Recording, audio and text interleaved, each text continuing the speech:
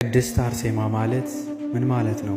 የእናታችን የቅድስት አርሴማ ወዳጆች ይህን ቪዲዮ ለሚቻላችሁ ሰው ሼር በማድረግ አድርሱልኝ። አርሴማ ማለት በወርቅ ልብሶች የተጎናጸፈች የተሸለመች መልከ መልካም ውብ ማለት ነው።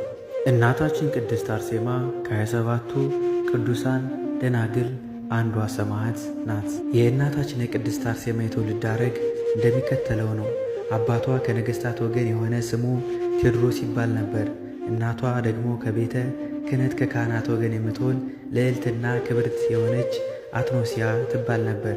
እርሱም እግዚአብሔርን የሚፈሩ ደጋግና ጻድቃን ነበሩ።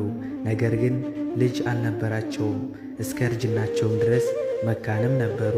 ስለዚህም እናቷ አትኖሲያ በብዙ ታለቅስ ነበር። ክርስቶስ ወይ መልካም ፍሬ ወንድ ልጅ ወይም ሴት ልጅ ስጠኝ እያለችም ዘወትር ወደ እግዚአብሔር ትጸልይ ነበር። እግዚአብሔርም የቅድስት አትኖሲያን ብዙ ለቅሶ ሐዘን ሰምቶ መልኳ ያማረ ግርማዋ የምታስፈራ ልጅን ሰጣት። እርሷም ቅድስት አርሴማ ናት። 3 ዓመት እስከሚሆናት ድረስ ከቤቷ አሳደገቻት። ከዚያም በኋላ በሃይማኖት ጸንታ በሥነ ምግባር ታንጻ ታድግ ዘንድ በእመቤታችን በድንግል ማርያም ስም ለተሠራች ቤተ ክርስቲያን አገልጋይ እንድትሆን ሰጠቻት።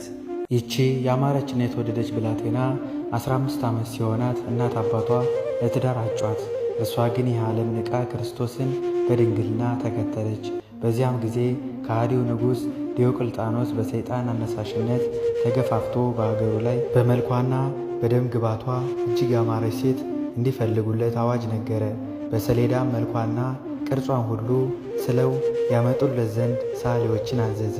ሰዓሊዎቹም ሀገር ለሀገር እየተዘዋወሩ ሲፈልጉ በሮሜ ሀገር የደናግል ገዳም መልካም እጅግ የተዋበች ቅድስት አርሴማ አግኝተው ስዕሏን ስለው ለንጉሥ ሰደዱለት። እርሱም ለማግባት የሚፈልገውን ሁሉ አደረገ።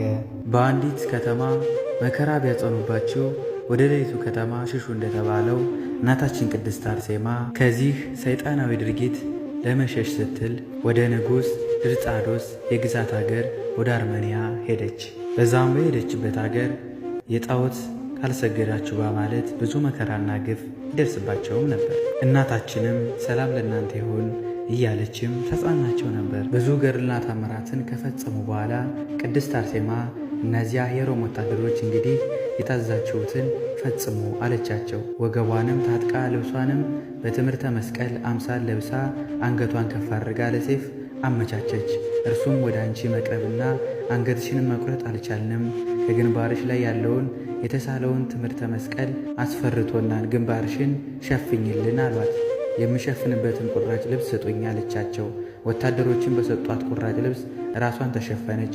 ቅድስት አርሴማም የክብር አክሊልን ከፈጣሪዋ ተቀብላ አንገቷን ከአንገቷ ደም ውሃ ወተት እንደ ክረምት ውሃ መነጨ። ይኸውም መስከረም 29 ቀን የሰማዕትነት የተቀበለችበት በዓል ዕረፍት ነው። ከዚያም በኋላ ብሩህ ደመና ወርዶ ጋረዳት። ወደ ሰማይም እንደ መብረቅ 7 ንጽሕት ነፍስ ወይ ደስ ይበልሽ እያሉ የመላእክት ማኅበር ሁሉ ነፍሷን በክብር በእልልታ በዝማሬ አሳረጉ።